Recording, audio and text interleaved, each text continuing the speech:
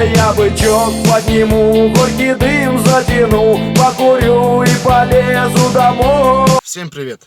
Сегодня у нас дуже интересный случай. Заїхала машина з проблемою, пропала зарядка.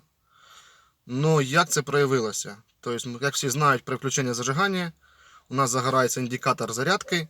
Такий маленький акумулятор виходить на приборній панелі. І при запуску він тухне. Но, як замітив чоловік, при включенні зажигання навіть не загорається індикатор зарядки. Тобто, при запуску все працює, але перевіряємо тестером, немає зарядки. І в чому ж може бути причина? Чи лампочка згоріла, чи щось з генератором. Обично, якщо ламається генератор у нас, то виходить з строя, то у нас не тухне індикатор зарядки. Так що розбираємо, перевіряємо, що случилось.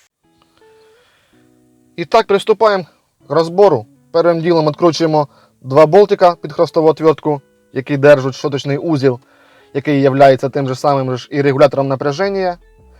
Дивимося на ізнос щоток. Убіждаємося, що у нас щотки ще процентів на 60 ще нормальні. Злажуємо в сторону. Потім беремо либо же ключик, либо же головку на 10. І з задньої сторони генератора відкручуємо 4 гайки. Не забуваємо, що під гайками у нас є гровера і шайби. Тоже все акуратно магнітиком достаємо і ложимо в коробочку, щоб не загубити в дальнішому.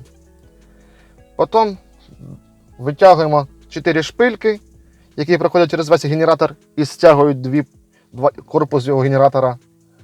І приступаємо к дальнішому розбору самого генератора. Візьмемо молоточок, легенько обстукаємо корпус від закипання.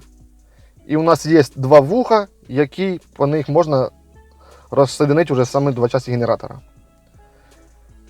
Потім беремо головку на 6 і відкручуємо саму обмотки від щоток, не від щоток, а від діодного моста. Те ж саме не забуваємо, там теж стоять гровера і шайби, дуже маленькі. Все акуратно магнітиком витягуємо, теж все слажуємо в коробочку, щоб не загубити. В дальнішому розсоединяємо іменно вже обмотку від діодного моста. І дивимося діодний мост на моменти окислення, либо же на обгорання. Далі приступаємо к проверке самого діодного моста. Тут все просто. Беремо тестер, ставимо його в положення прозвонки і починаючи з плюсового діода, прозванюємо його на пробой. Тобто в одному положенні він має показувати до 700, в нашому випадку 560-600. При помінянні полярності, щупов міняємо плюс на мінус, то уходить в безконечність, тобто одиницю. Таким образом перевіряємо всі діоди, і плюсові, і мінусові. І те ж саме, там є теж маленькі діодики, теж їх саме перевіряємо. Процедура дуже кропотклива, тож займе трошки времени. На даному відео ми бачимо, що ми убіждаємося на діодний мост цілий. Тобто ми далі приступаємо к прозвонки уже самих колець, так називаємих колектора. Теж ставимо прозвонку і прозванюємо між собою. Тобто у нас повинні вони дзвонитися, тобто тестер повинен пищати. На даному відео ми бачимо, що у нас не дзвониться, не пищить. І обнаружуємо, що на наружному кольці у нас відпала пайка до самого кольця. Тобто із-за цього у нас поганий контакт, і із-за цього у нас і не загорається лампочка індикатора на приборній панелі. Тобто причину, слава Богу, знайшли. Починаємо устраняти.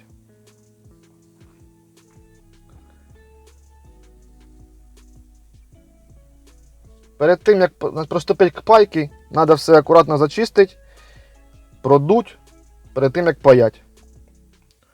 Потім ми беремо паяльник, поки він гріється у нас, ми можемо приступити к перевірці самої обмотки на пробой і на коротке замикання. Першим ділом перевіряємо, чи не пробивають нас обмотки на корпус.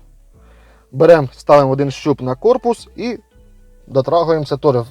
Це все на мультиметрі в прозвонки. Должно все воно пищать. Ой, якщо на корпус, то не должно воно пищать, должна бути единиця. Потім перевіряємо між собою обмотки, тобто 3 провода, вони повинні вже пищати. Тобто убіждаємося, що в нас обмотки не пробивають і між собою цілі. Потім все отлажуємо і приступаємо к моменту пайки. Саму пайку я не показував іменно процедуру пайки. Ну, вже після того, як припаяли, беремо легенько наждачечкою і зачищаємо наше місто пайки, щоб нас щотки не затирали, щоб у нас все було гладенько. Гладенько і все було акуратненько. І приступаємо к зборці генератора. Тут вже дуже все просто. Вставляємо діодний мост, поверх нього налажуємо вже самі обмотки, не забуваємо, ставимо шайбу, гровер, потім гайку, все легенько підтягуємо, акуратненько, не перетягуємо сильно, тут дуже сильно не затягувати не треба, все реально від руки. І продовжуємо зборку. Уже соединяємо 2 корпуса їх, виставляємо, щоб була у нас соосне, і легенькими ударами молотка забиваємо подшипник в своє посадочне місце. Вставляємо 4 шпильки і накручуємо уже самі по собі гайки. Все акуратно затягуємо, все акуратно підтягуємо. Не треба перестаратися, щоб не позривати різьбу. Потім ставимо вже на місце щоточний узел, там все просто, і затягуємо 2 болтика. После сделаю такий нюанс. Після всієї зборки самого всього генератора, коли ми вже все зібрали, все підтягнули, все підключили, беремо просто генератор в руку і легенько крутимо сам ротор. Якщо в нас не чується посторонніх звуків, у нас на все пройшло успішно. Ставимо на машину. Ну, уже процесс установки на автомобиль я уже не буду показывать, наверное, все уже знают. Всем спасибо, всем пока.